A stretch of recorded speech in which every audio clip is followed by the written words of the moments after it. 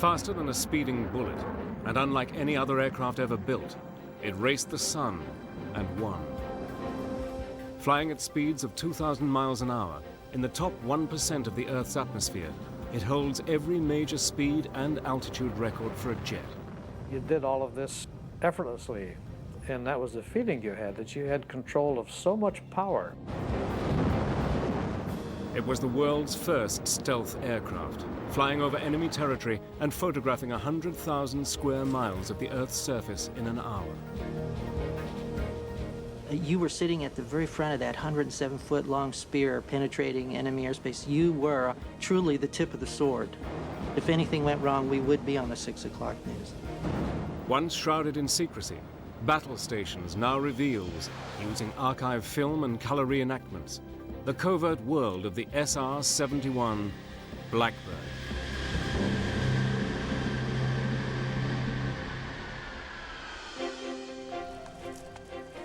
During World War I, the first reconnaissance aircraft were developed to photograph the enemy in an attempt to gain a tactical advantage. World War II saw more sophisticated aircraft and camera technology that played a vital role in the Allied victory.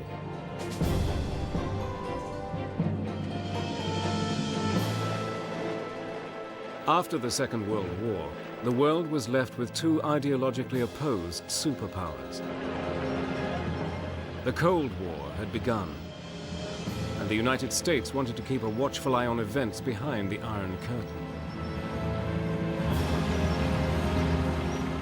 America was desperate for information about Soviet nuclear stockpiling, fighter capability, and bomber threat. In early December 1954, the task of creating the next generation of reconnaissance aircraft was assigned to the visionary designer Kelly Johnson and his elite team from Lockheed's Advanced Development Program, known as the Skunkworks. I think Kelly's operation of the Skunkworks was probably unique in aviation industry. To start with, he had a very, very small cadre of people. He handpicked everyone that worked for him.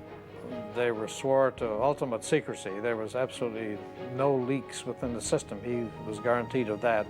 He also made it a point to co-locate his engineers and his producers, the people who were building the airplanes. So the engineer could come up with a drawing and he would walk out on the hangar floor and talk to the man who's bending metal. Can't stress enough the engineers directly with the shop people all the time. And Kelly, when you had a problem, he'd have a meeting and decisions were made right then. He was always very fair. He could be very tough. He was no pussycat, I'll tell you. Kelly's Skunkworks produced their first spy plane in 1955, the U-2. In an effort to evade Soviet radar, the U-2 was designed to fly at an altitude of 75,000 feet. In 1956, it began overflying the Soviet Union on reconnaissance missions. But the Soviets' latest radar systems were more advanced than had been anticipated. When the U-2 flown by the CIA first began their operations over the Soviet Union, they were shocked to discover that the Soviets were tracking them, even on the very first mission. Every U-2 flown over the Soviet Union was in serious danger. The U-2 was being tracked, and that was a great concern to not only to our country, but to Lockheed, who had promised that this airplane would never be seen. Determined to create the ultimate spy plane, Kelly Johnson returned to the drawing board. He began designing a new supersonic aircraft that could fly faster and higher than the U-2, with the lowest possible presence on enemy radar screens.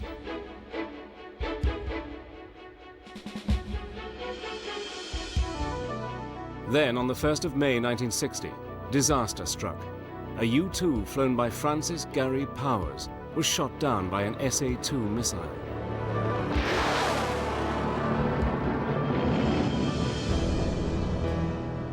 Powers survived and had a very public trial, designed to humiliate the US and deter them from carrying out any further reconnaissance flights. But with tensions between the superpowers mounting, The need for reconnaissance was more urgent than ever. Kelly Johnson's plans for an advanced supersonic spy plane became the #1 priority. In order to create an aircraft capable of operating at the speeds and altitudes that Kelly envisaged, his Skunkworks team would have to overcome a series of huge technological problems.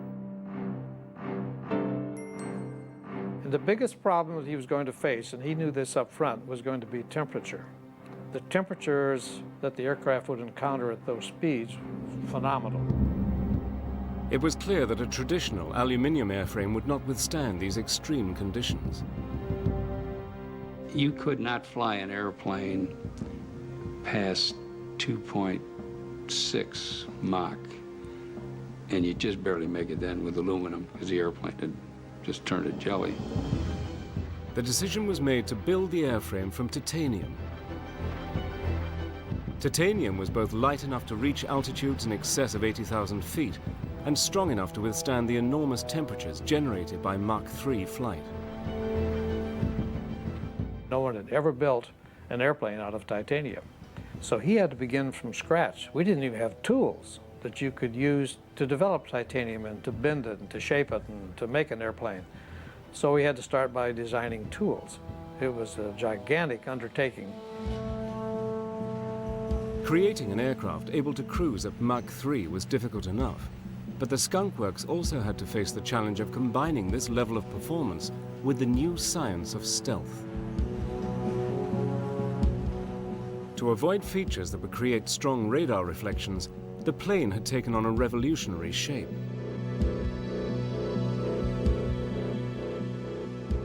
The wings were blended into the body, and the long surfaces on the forward fuselage, known as chines, were designed to deflect incoming radar waves.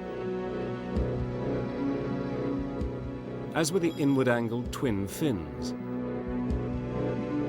the pointed engine cones, and the nearly flat lower fuselage. Also, a special radar-absorbent plastic, or composite, was developed to be incorporated into all the leading edges. When you look at an SR-71, 20% of what you see is composite. You know, it's just unbelievable at that time. And it was developed in our shops. An SR-71 was 100 times smaller radar return than an F-14, which is only half as big and was developed 10 years later. So that was a really, truly first airplane specifically designed with stealth in mind. On the 22nd of December 1964, the SR-71 was rolled out onto the flight line at Lockheed's Burbank plant.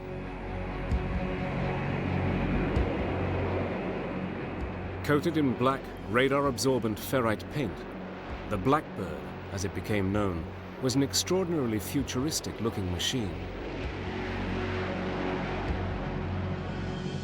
Lockheed test pilot Robert Gilliland would be the first in the cockpit. When we got going, as a matter of fact, for the actual first flight, it had 383 open items. These are things that are supposed to be working that aren't working. So it was a bare bones type of operation for the first flight. And you might say these kind of things could be dangerous, but there are plenty of other people that would like to have been in my position, I assure you of that.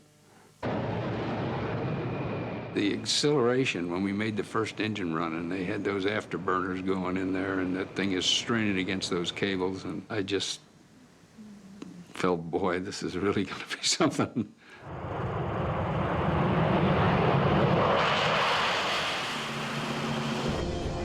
The flight lasted just over 1 hour, reaching top speeds of over 1,000 miles an hour, a phenomenal accomplishment for a first flight of any aircraft. Kelly Johnson was there and some of his guests were there, and I don't remember who all else was there, but the whole kit and caboodle were very happy, including me. It seemed that Kelly had created his ultimate spy plane. But would it be able to evade radar and fly high enough and fast enough to escape the Soviet fighters and missiles?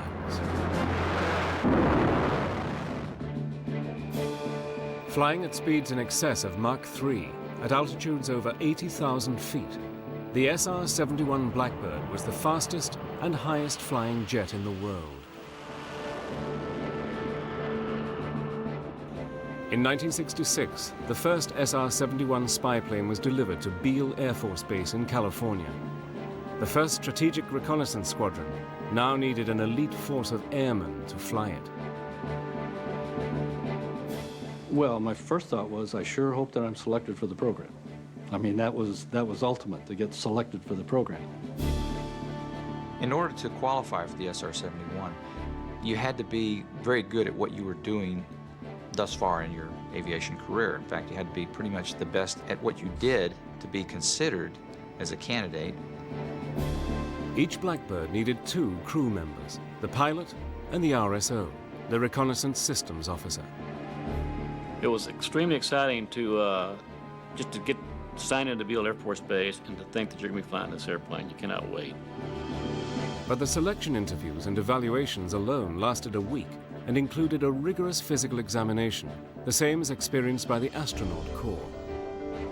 And the first 2 days were physicals, an astronaut physical in a sense, taking an EKG on a treadmill and full body x-rays, just very extensive physical exam. They also wanted to know if you were the kind of person that they could live with on the road, because you had to spend a lot of time together. You know, in a sense, it's part of your family. And they wanted to evaluate people to see if they'd be a good member of that family.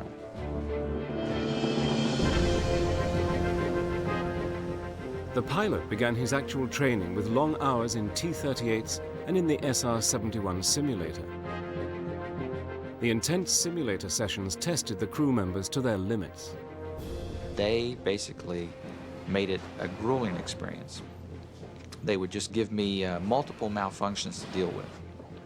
In fact, they just keep giving you another problem on top of another problem until you're juggling 5 or 6 or 7 balls at once.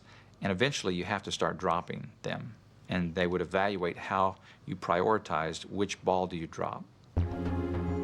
After months of training, the crews were ready for their first flight together.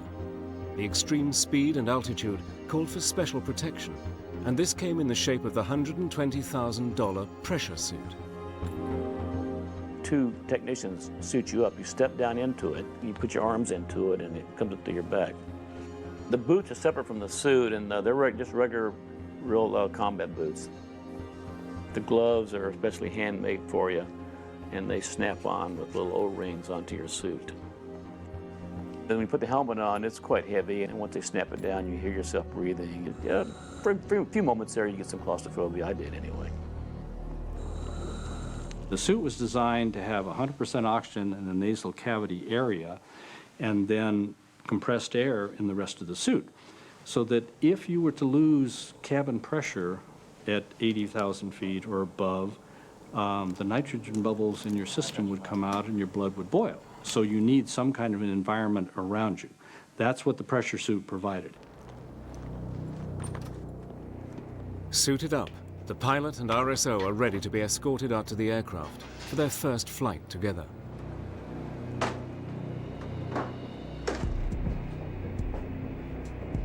There are 3 people that do nothing but strap you into the cockpit. And unlike a lot of aircraft, this cockpit is down sort of in the bowels of the aircraft. You get placed down inside the cockpit and strapped in. And then the canopy is lowered on top of you. You don't even lower it yourself. Someone has to do that for you and lock it down. You're kind of becoming part of the aircraft, and it's becoming part of you.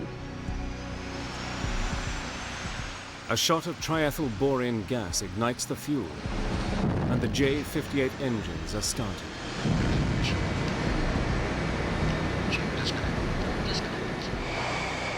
Where it really got impressive is when it starts taxiing out of the hangar. And it's 110 feet long, and so this thing keeps coming out, keeps coming out, keeps coming out, and all of a sudden you realize that's an awesome looking airplane as it gradually comes out of the hangar. So here we were looking at an airplane that was going to be going 2,000 miles an hour, and its design was so futuristic. It was like no other airplane that had ever been designed, because it was going to fly in an environment that no other airplane had ever been in. Tower Aspen 30 is #1 for takeoff. I'll never forget how it feels to light those afterburners and feel one light before the other one does, and it jerks you pretty hard. And it accelerates rather rapidly. In just a matter of seconds, you're hitting 180 knots indicated airspeed, lifting off at 210, making sure you get the gear retracted before it overspeeds at 300 knots. And you keep pulling that nose up to try to achieve the 400-knot climb out. And in less than 2 minutes from brake release, you're pulling it out of afterburner, you're level at 24,000 feet. It's quite a ride.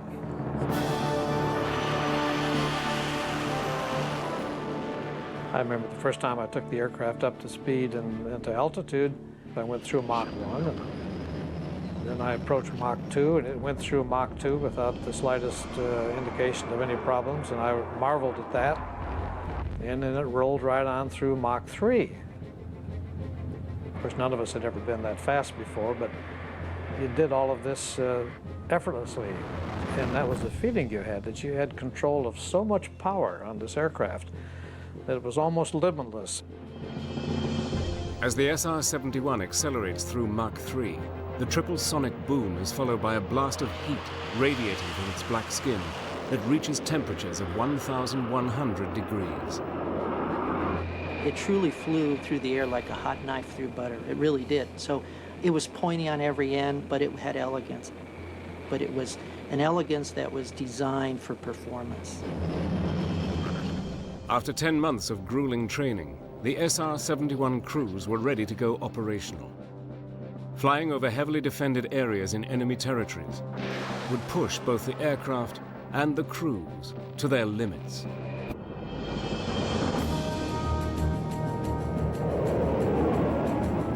On March the 21st, 1968, the first SR-71 operational sortie was flown out of Kadena Air Force Base, Okinawa, Japan. The Vietnam War had been raging for 5 years, and the United States was determined to contain and defeat communism in Southeast Asia.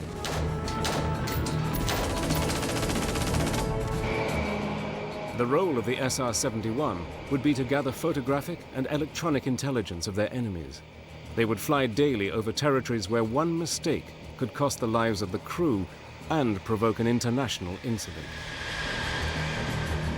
In this program, the margin for error was so narrow, almost to nothing, that it really was the pressure of flying the mission flawlessly. So that, because if anything went wrong, we would be on the 6 o'clock news. SR-71 missions were always carefully planned. In their briefing, the crews thoroughly study the mission route and surveillance areas and are warned of potential enemy threats. Well, we tried to stay well informed about our adversaries' capabilities, about their ability to track our movement, our aircraft, any potential surface-to-air missiles that might be a threat to us, or any aircraft that might be a threat to us during a flight. 3 hours before the mission, they have a medical checkup and eat a high-protein meal of steak and eggs. The crew chief and his staff spend hours inspecting the SR-71 for any possible mechanical problems. Pre-flight on the aircraft starts around midnight. We're staying for a 6 or 7 o'clock launch in the morning. And there's a lot of procedures that you go through. Cameras have to be uploaded. The bays are in the forward section of the chines, and then the cameras was electrically lifted up into it.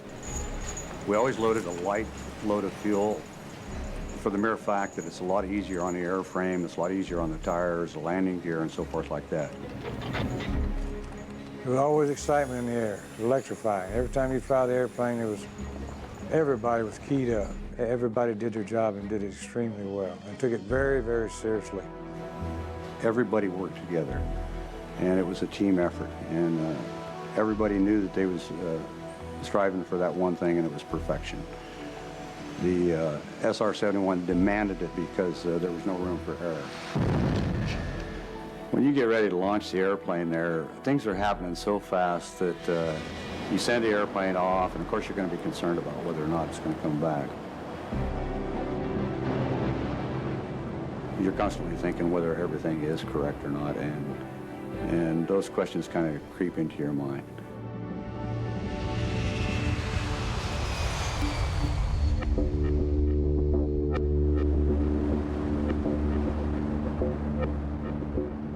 Above 60,000 feet, the crew switches off all contact with air traffic control. Only a select few know where the Blackbird goes next. The pilot in the SR-71 spent all of his time flying the airplane. The airplane operated on autopilot, that's true, but you had to kind of hand fly the autopilot. It demanded your attention all the time, and so the fellow in the back seat, the reconnaissance systems officer, he handled all of the auxiliary systems. Sitting in the rear cockpit, the RSO must keep the plane on the black line, the pre-planned route to the target. As they reach enemy territory, he concentrates on the radar and defensive systems, trying to jam enemy communications in the event of a missile launch. We carried the same type of jammer that was used throughout the Vietnam War by all of the fighters and bombers, which attempted to jam the communication between the radar site and the missile itself. Once they began the communication, our indications in the cockpit would go from warning to jamming, and it would be jamming that communication link to the missile. But sometimes the enemy would try to attack the SR-71 by launching a missile without any radar guidance. We were coming in off the water, headed inland, and the pilot says, "Hey, Reg, look out your right window." And here is what looks like a telephone pole about 150 yards away that's going just straight up. He said, "Was that close enough?" And I said, "Yeah, that was close enough." Our main defense, if we were fired upon, was increased speed. And we could increase 100 knots, 200 knots in just a matter of seconds, which is a lot of differential in speed for a missile to cope with.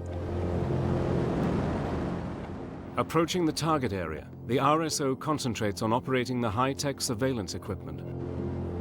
The 6 different cameras were able to photograph 100,000 square miles in an hour, producing images with such high resolution that a vehicle's number plate could be clearly identified. The surveying capability of the aircraft was fantastic because you're going in a straight line for 2,000 miles. You could look out as far as the horizon goes, and from horizon to horizon, that's what you could survey.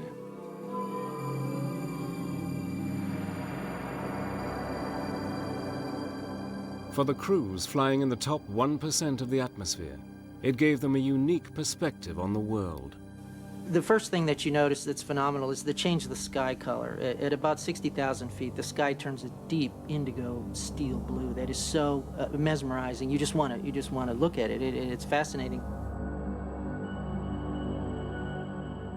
You know, if I flew the aircraft up near the Arctic Circle, and I might actually traverse dawn to dusk and back 2 or 3 times. I've seen the sun rise and set 3 times on a flight, which is very unusual. I mean, we're actually flying faster than the Earth's rotation, so we're outrunning the sun.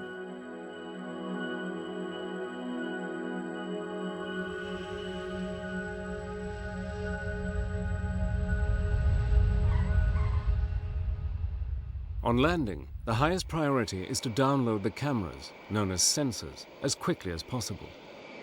Everyone was deeply concerned that their sensor performed as it was designed to do and programmed to do. So there was a lot of serious concerns there, and there was a lot of happiness because the plane had made a successful mission and the crews were home. The films were then rushed off for processing and analysis. Well, the photo interpreters were a brilliant bunch of young airmen, and they could look at that film and they could spot something had been moved or a new facility was going up. They were great at that. And they would call their supervisors if they saw something of interest, that needed to be flagged and brought to the attention of the intelligence people. One of the things I enjoyed about flying the Blackbird was knowing that information is power. The information we would gather could very well preclude bombs having to be dropped at all. It could save a lot of people's lives by having the right information at the right time. The Blackbird crews were successfully infiltrating enemy territory and gathering a massive intelligence about their adversaries. But with the Iron Curtain still firmly in place and Soviet technology constantly improving, how long would the SR-71 remain flying safely in such dangerous areas? In October 1973, they would face their most crucial test.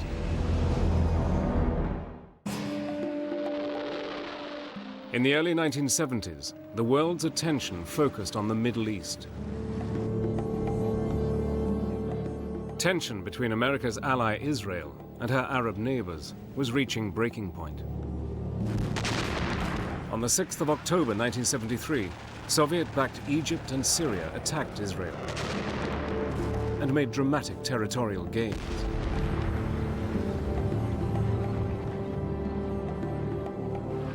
With the Middle East caught up in the politics of the Cold War, an Israeli defeat would bring with it the threat of nuclear conflict. The Soviets had launched their Cosmos 596 satellite, bringing them immediate intelligence from the battlefronts and putting them one step ahead of the United States. It was time to bring in the Blackbird. The SR-71 would fly directly from Griffiths Air Force Base, New York, to the Middle East. The flight would be over 11 hours long, with 6 refuelings. No Blackbird crew member had ever experienced such a lengthy, complex mission. I flew a 10.5-hour training flight, and I was beat. By the time I got out of the airplane, I said, whew, that's about as far as I can fly. But when they said you can fly 11 hours and 20 minutes, you jump up and you say, yes, sir, you know, I'll be happy to do that. I picked Jim Shelton as the first pilot to fly the mission. I knew he was an extremely reliable, highly qualified, and had done extremely well in all of his training and everything. So I had total confidence that if the mission could be done, that Jim would do it. On the 12th of October, under codename Giant Reach, the mission began. We took off from Rome, New York around 1 or 2 in the morning because you want to be over a target area somewhere between 11 and 1 o'clock. This allows you to have some shadows so the photo interpreters can go ahead and judge elevation, but yet get you the best sun position you can have. By 10 o'clock in the morning, the SR-71 had reached its second refueling point over Portugal. Because of the highly classified nature of this mission, no one other than the tanker crew knew they were coming. On the way into that particular refueling, the tanker crews said the Portuguese control kept calling out an airplane in relation to the tanker. And the tanker says, you know, we don't see anybody. Of course, they knew it was us, but I'm sure that they could tell on their scope something was happening because the 2 blips merged for a while, for 20 minutes, and then this one accelerates on.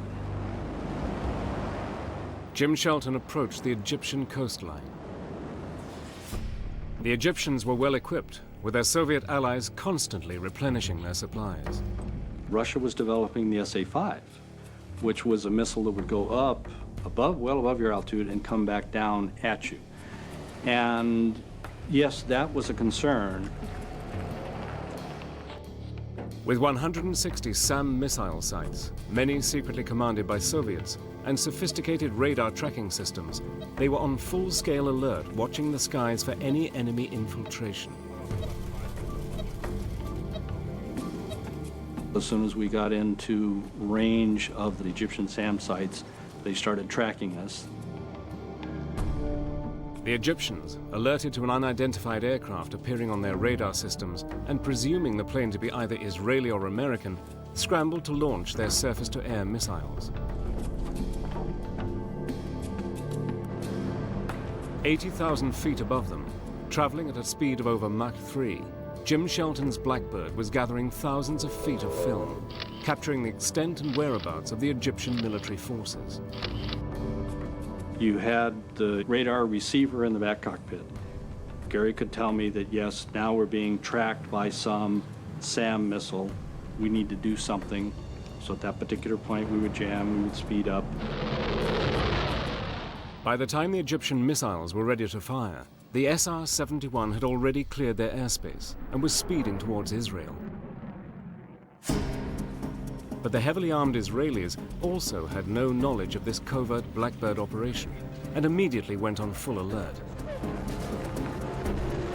When we rolled in on the first pass over Israel, my defensive system just lighted up like a pinball machine. And I indicated to my pilot, I got all these indications back here. I said, just, maybe keep your eyes open because it seems like somebody's shooting at us. Despite launching a barrage of missiles, the Israelis did not manage to shoot their presumed enemy out of the sky. The Blackbird headed back to the United States. We got everything we were tasked for, got the airplane back, and that's the first time airplane, the SR-71, had flown 11 hours and 20 minutes. After we land, the next couple of days, Gary and I get invited to the Pentagon. Admiral Moore, chairman of the Joint Chiefs, wanted to thank us for the work that we had done, and they showed us some photos. The photographs were detailed enough to show how many Israeli tanks had been destroyed in the initial battles. We were to go ahead and resupply the Israelis with some of their lost equipment. So the photo interpreters are counting the number of tanks that we would be replacing. So it was a very crucial point for the SR-71. It was a very sensitive mission, and there was a lot of pressure to get that first one done. Jim and his backseater nailed them. He got all the targets, and everyone was absolutely elated. 8 more successful Blackbird missions supplied detailed intelligence that the war was now turning in Israel's favor. With this information, the United States was able to broker an eventual ceasefire on the 24th of October. I think the SR-71 contributed greatly to the resolution of that war. No one knew the airplane could fly that far and perform a mission like that and come back and hand the intelligence people the product.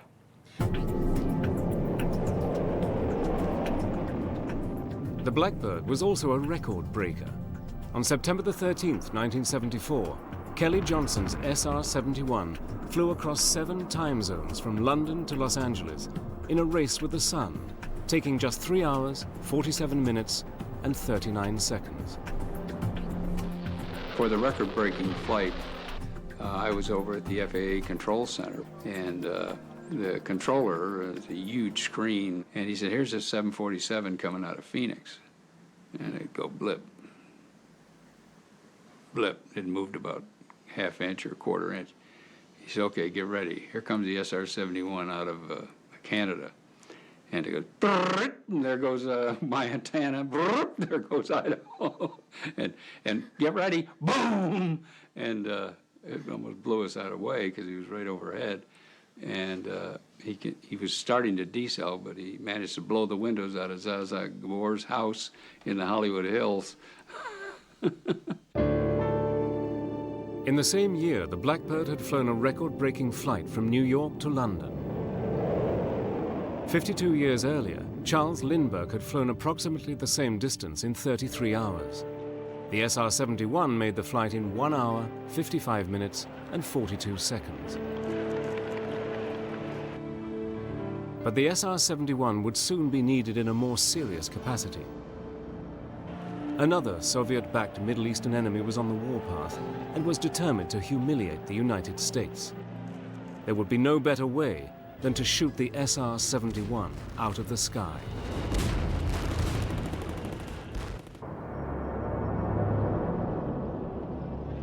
Tension between the United States and much of the Arab world continued.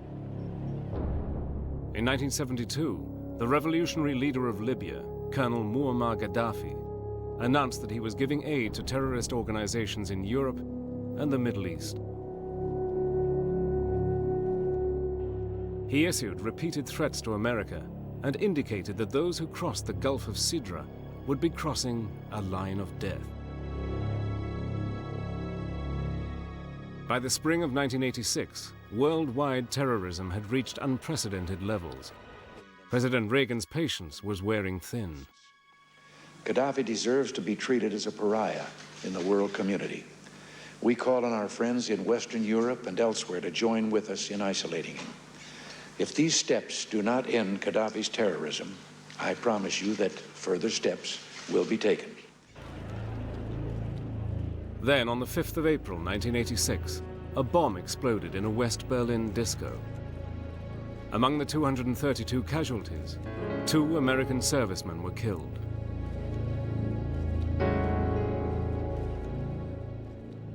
The United States found clear evidence that Libyan leader Colonel Gaddafi was behind the attack.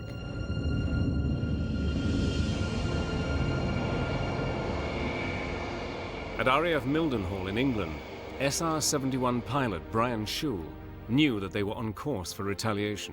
Now, we knew that something was going on because all of a sudden the Mildenhall base had an extra security arm of guards around it. Our BOQ living quarters had armed guards at the doors. The next thing you knew, every tanker in the Air Force practically was landing at Mildenhall. There were new airplanes on the ramp that you hadn't seen before, and it was no secret to every Brit aircraft spotter out there that there was something going on. The British government would allow the United States to fly the missions from their bases in England. At 9:30 a.m. on the 14th of April, the SR-71 crew members were ordered to a top-secret briefing. They were informed that the 48th Tactical Fighter Wing at Lakenheath would be striking selected Libyan targets within hours. When we heard the words, this morning at 2 a.m., the F-111s are launching, we were a little surprised that, well, this is for real, it's happening. The SR-71's job would be to record the results of the airstrikes against Tripoli and Benghazi. That night, the F-111s began their mission. So when we're trying to sleep, in the middle of the night, you're awakened by the roar of F-111s taking off. Listening to that, it was quite serious at that time because we knew maybe some of those people wouldn't come back.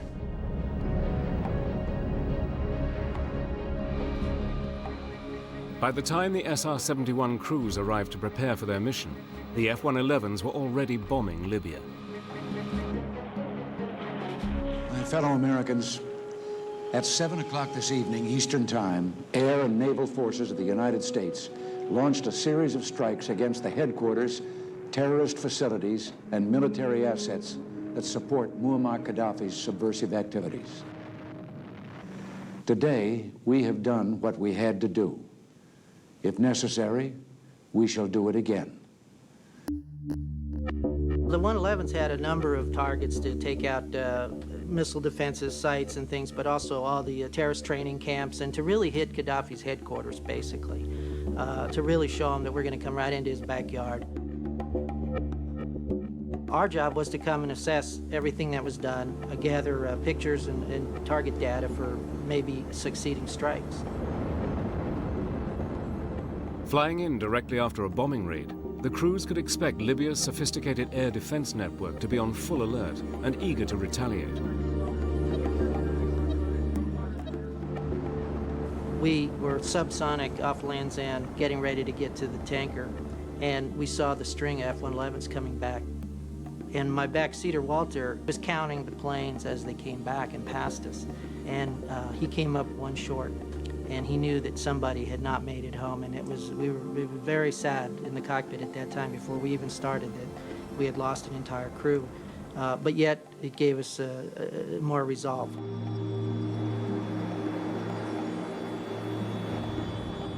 After refueling and now traveling at supersonic speeds, they neared the Gulf of Sidra and the Libyan target area. We're doing over 2,000 miles an hour at this point, and we were like a speeding bullet, except faster. And we had crossed the line of death with impunity. But the Libyans, equipped with the latest Soviet long-range high-altitude missiles, posed the greatest threat yet to the Blackbird. It was at that time that Walter started picking up some missile signals. He got 2 indications and then actually got a launch indication. And we had a big decision to make where we were running into the target area before we made the turn. Do we continue to that point where Gaddafi's headquarters were, or do we make a turn away now to save ourselves from the missiles? And our decision was to push the throttles forward. We thought in 14 seconds we can beat that missile to that point and then make the turn.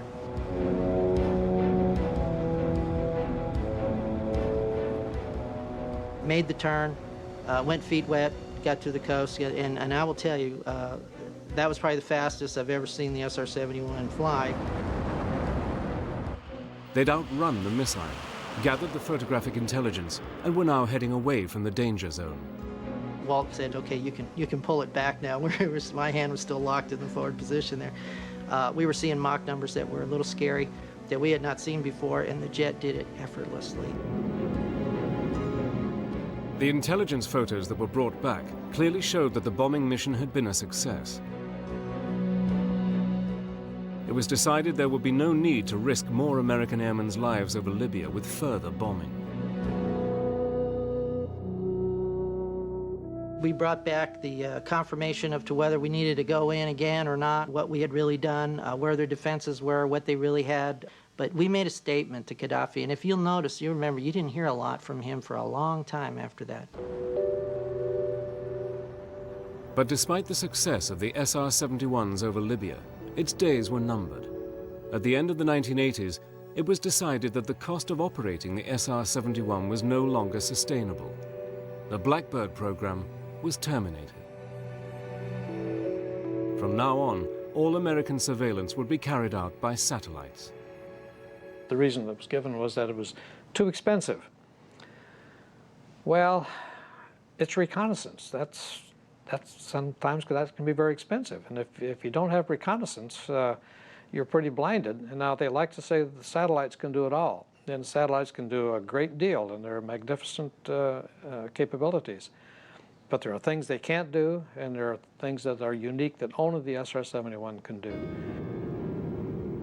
On December the 20th, 1989, the SR-71 made a final pass down the runway at Lockheed's Burbank plant in honor of all those who worked on this exceptional plane.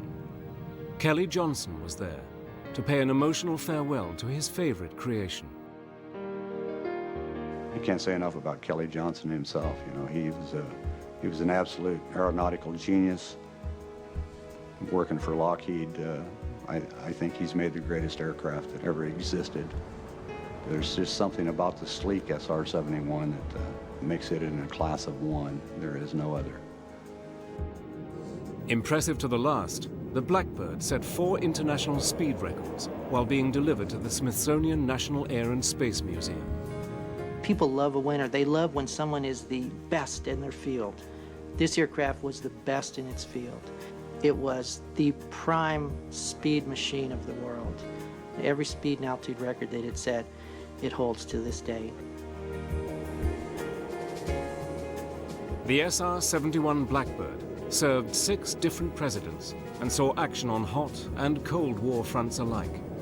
And despite being shot at over 4,000 times, no aircraft was ever lost to enemy fire. It is the only operational airplane in the history of the American Air Force in which no Air Force crew members were ever killed. That's a record that no other airplane has. And when you consider the environment in which it flew, the speed, the altitude, the temperatures, that's a real credit to Kelly Johnson.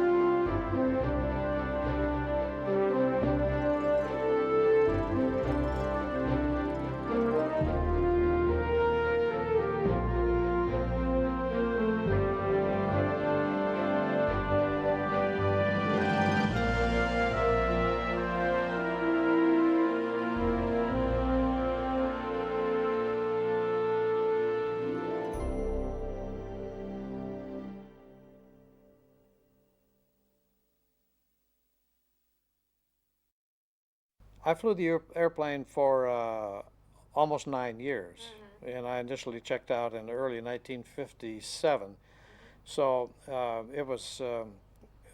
flew the airplane a long time after Mr. Powers went down in 1960, including all of the Cuban missions and missions in Vietnam and missions at other locations around the world. Well, of course, when he went to be selected for the program, none of us had seen the airplane. But we knew now of its existence, and we had seen photographs of it. and everyone was very excited. Now, I had been flying the U-2 for almost 9 years, so I knew my days in that program were bound to be numbered. And usually what happens when you leave a program like that, you go to a headquarters in a staff position and you get to fly a desk for several years. And I certainly didn't want that to happen. I wanted to continue to fly as all pilots do. So when I was given the opportunity to start all over with another brand new program, I was just absolutely delighted.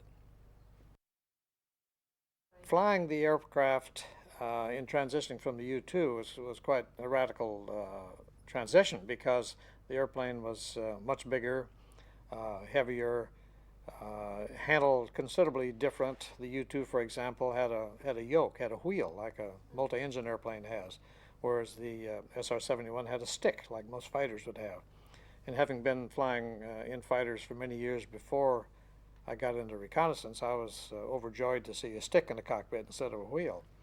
But the B-58 pilots, I think, who came into the program probably found that transition very easy, because I think it handled subsonically quite a lot like the B-58 Hustler bomber did.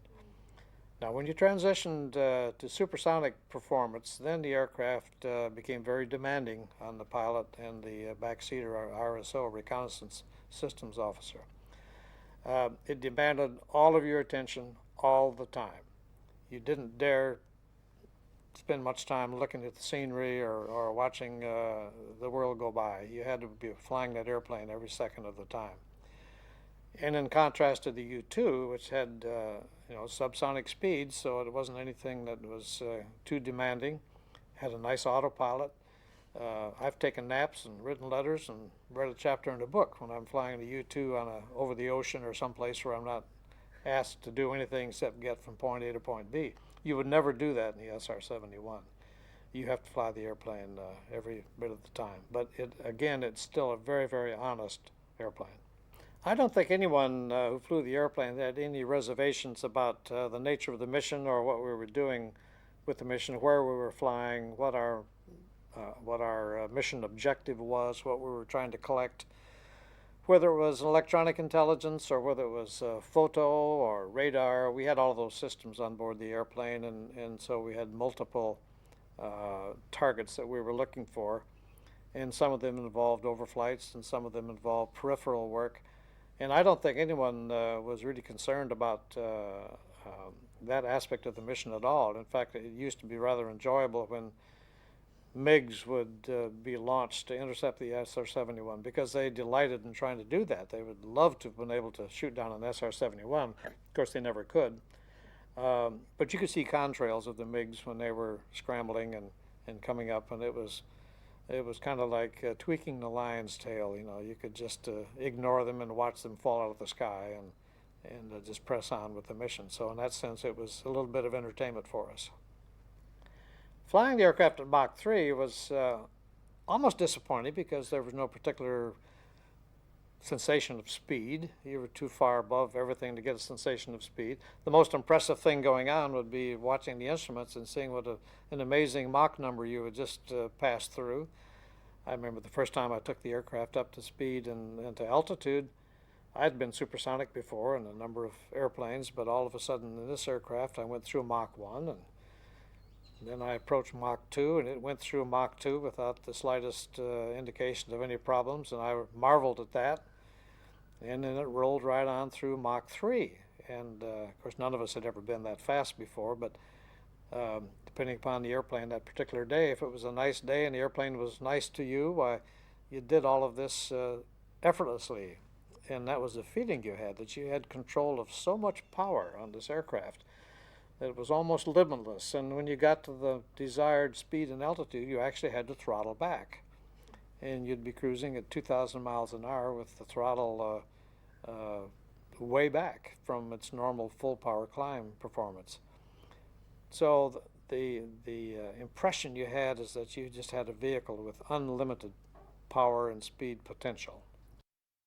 Well, the 2 years that I was wing commander, 73 through 75, I think there were two events that highlight the tour that I had of that command. One was, of course, the October missions over the Middle East, and the other was the opportunity to, for the first time, put the aircraft on public display overseas. And in the process of getting there, we were authorized to set some world speed records and to take the aircraft into Farnborough Air Show in the UK. Getting it over there and putting it on display was enough to get us all very excited, but then to be allowed to set the speed record, which we knew we would set anyway, whether they acknowledged it or not, but they allowed us to make the official run and document the speed run. So again, I picked Jim Sullivan, who at that time was the chief of standardization. I always picked my chief of stand board as my #1 guy to fly the big mission. And again, this was going to be a pre-announced attempt at a world record, and we had to do it. Once you pre-announce it, you can't afford to fall down. And so we were very concerned that this go as planned. We actually launched 2 airplanes out of California, and the record attempt was to be from New York to London. So we had 2 airplanes flying, I think it was 30 minutes apart. And if something happened to Sullivan before he got to New York, because once he started, he was on his own. But if something happened to his airplane before he got to New York for some reason, then the second airplane would make the speed run. But his aircraft worked flawlessly all the way across, and so we set that speed record of I think it was 1 hour and 55 minutes from New York to London. And then we were given the opportunity to set another world speed record on the return flight. So I picked another crew. This time I picked a young crew. I wanted the young guys to know that they also had a chance to participate in these things. So I picked a young crew. Buck Adams was the pilot who later retired as a general officer. But Buck flew from London to Los Angeles and set a world speed record in 3 hours and 55 minutes. Now those records would have been much shorter, except that we had to do some in-flight refueling. We had planned on going to London unrefueled. The airplane is perfectly capable of doing that. But the London weather was terrible, strangely to say. And so we knew we were going to arrive in the London area, and we would still be at speed and altitude over London, so we had to swing way over the English Channel halfway to Paris and back to descend and decelerate to come back to Farnborough to land. And I knew we were going to be on fumes when you put all that together, and we had to have completely good visual conditions in order to attempt that. So much to Kelly Johnson's dismay, I directed that we have an in-flight refueling partway across. And he called me on the phone as soon as he got the word. He was most upset with me for putting in that refueling. And I said, Kelly, it's going to add maybe 10 more minutes. It'll be a world record no matter what. And he said, yes, but I want to do it unrefueled. The airplane can do that. I said, I know it can do that, but it can't do it safely under these conditions. The weather is just too bad. We don't even begin to meet the Air Force requirements for fuel reserve. And if we're going into an instrument condition up there, Jim has to have some fuel reserve. So he finally allowed us out that he'd let me do that, but he was very unhappy. But he was there when the airplane landed, as I was. We were all in London at Farnborough waiting for the airplane. And when he landed, Kelly Johnson was absolutely ecstatic. And he was so happy. He threw a big party for us that night. And so all was forgiven after the record was set. And what was it set at? It was 1 hour, 55 minutes from New York to London. Yeah, that was pretty good. The previous record was something like 4 or 5 hours, owned by a British pilot, military pilot. So smashed that one. And We no smashed one's that. ever beaten it? No, nobody could. No, it'll never be beaten.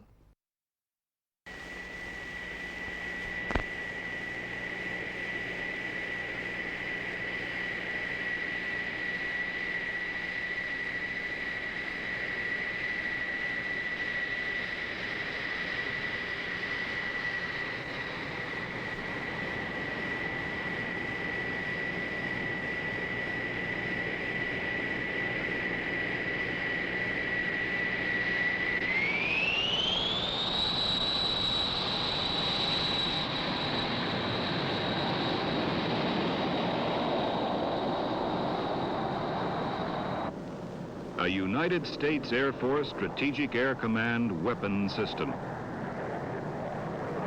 The SR-71, a highly sophisticated reconnaissance aircraft of the 60s, still ahead of the state-of-the-art in the 70s, was first announced in February 1964. The program was started initially with a systems project office given specialized management authority, and answering directly to Air Force headquarters. As the program progressed, the Specialized Management Authority was transferred to the present Advanced Systems Program Office with complete administrative, engineering, and logistics responsibility. A pattern now accepted for several key Department of Defense programs. The Lockheed Advanced Development Project, nicknamed the Skunkworks since the early 40s, well known for its ability to produce in a tight security atmosphere, was selected to proceed with this highly sensitive program. A global reconnaissance system that would sustain altitudes above 80,000 feet at speeds beyond 2,000 miles per hour. With the experience gained on the YF-12 interceptor program, the task of producing the SR-71 was underway.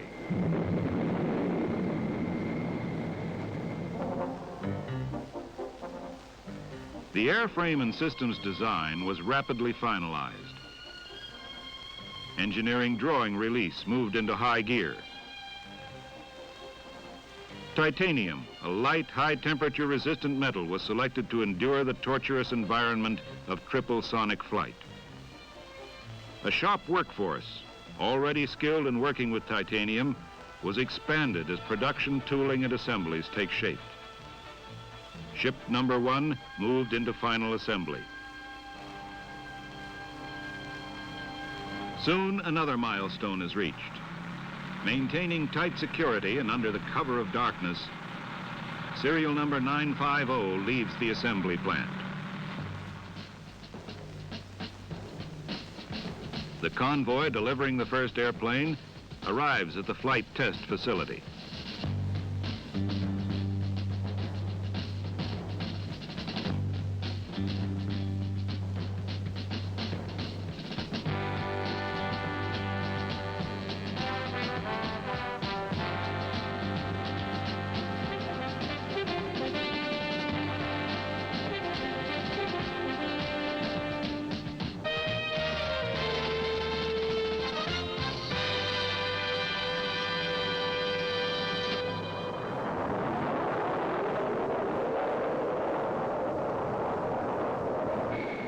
This new member of the family of Blackbirds made its debut just 22 months after go-ahead.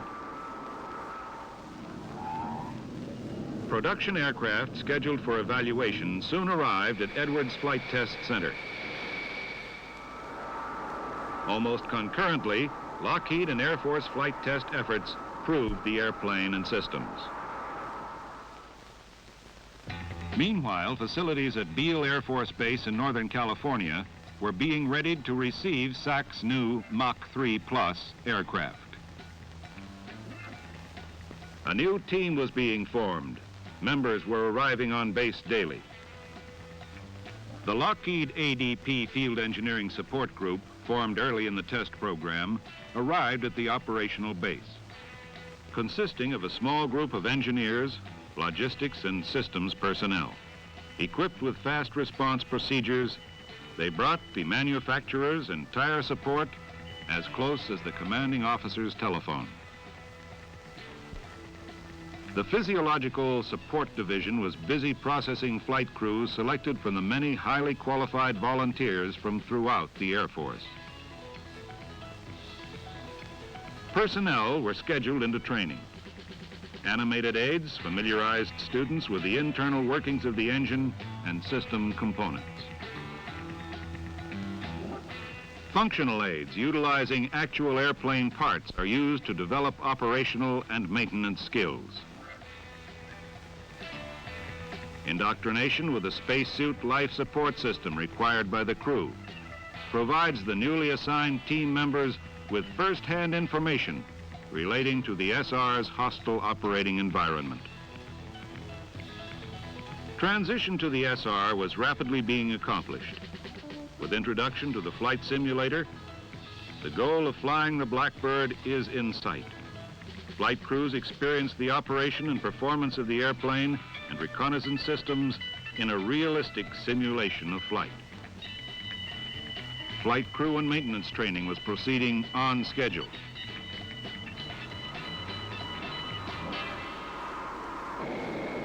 The all-important day is here. An anxiously awaited member of the team arrives on base. This first Blackbird received by the 9th Strategic Reconnaissance Wing was an SR-71B, a trainer. Enthusiastic team members are on hand to congratulate the commander and welcome the star performer.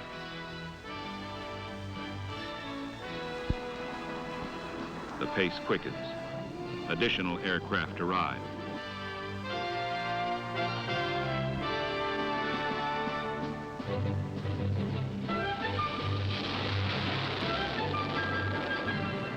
The new birds are on a busy flying schedule. Crews are eager to take to the skies.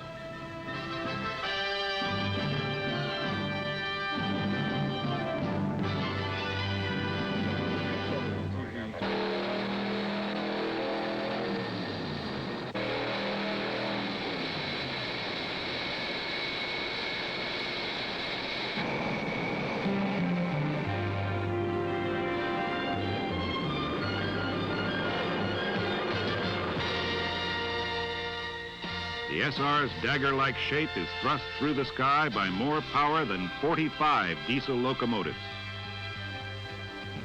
During flight, the cockpit remains comfortable, while just outside, airplane skin temperatures exceed a searing 600 degrees. The men flying this phenomenal machine soon were routinely flying Mach 3 and beyond. The team, proud of their bird and the crews that fly them, established an exclusive club. At an impressive ceremony, each crew member is awarded a Mach 3 Plus pin and certificate, honoring his first flight at 2,000 miles per hour. The Strategic Air Command's 9th Strategic Reconnaissance Wing has flown thousands of hours at Mach 3. They have pioneered sustained operational flight above 80,000 feet at speeds beyond 2,000 miles per hour, carrying forward the tradition of unarmed reconnaissance. Living up to their motto, peace through surveillance, by providing information for the security of the United States and the free world. The SR-71 in a single flight has flown over 15,000 miles. On one mission, it is capable of mapping a section of the world equal to a path 60 miles wide from San Francisco to New York. The incredible Blackbirds and the team that operates them are justly proud guardians of peace through surveillance.